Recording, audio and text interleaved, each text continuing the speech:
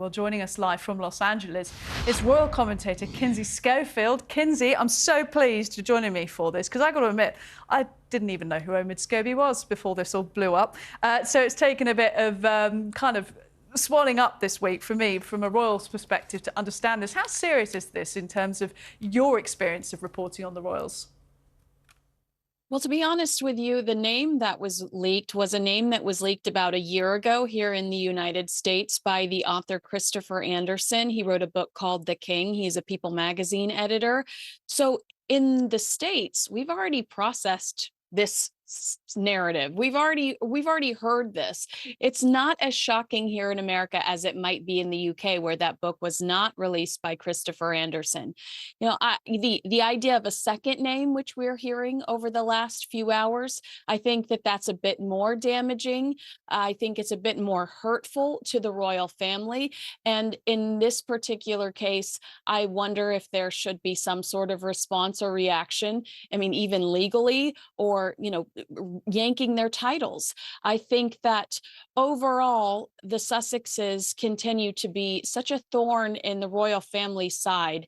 And while we do hear in the United States that Prince Harry is homesick and lonely and misses his family, I almost wonder if the royal family would be in their best interest to truly sever ties, because these are hateful allegations. They are. They're hateful. They're damaging. They're reputation damaging. They're potentially legally complicated as well. But we know, of course, that the royal family have a long tradition of don't explain, don't complain. I may have got that the wrong way round, but basically keep calm and carry on. Yes. Do you think we will actually hear something from them?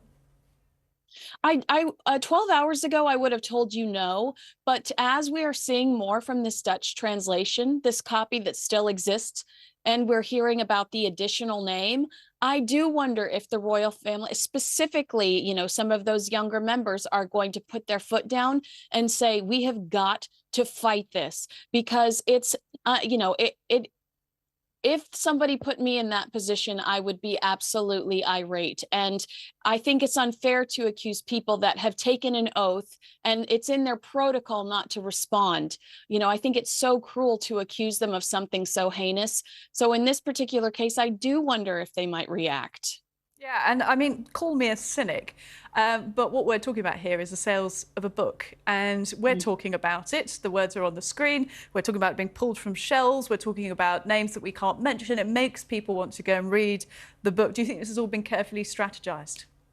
And let me just remind you that Omid Scobie said in a recent interview that Prince William has blocked him from royal events, has created difficulty in him reporting on the royal family, because Prince William wants him nowhere near working members of the royal family. If that's the case, you have nothing to lose. You are going to throw it all out there. You are going to jeopardize your career, because this is your last opportunity. So, I would just remind you that Omid Scobie is openly saying, I can't cover the royals anymore because Prince William won't let me near them. He's gone through 2 jobs since Harry and Meghan moved to the United States. And one might ask themselves, has he gone through 2 jobs because his access to the royal family is limited? Could this all just be his, the last opportunity for him to try to make a buck off of this family? Royal commentator Kinsey Schofield joining us from Los Angeles. Thank you.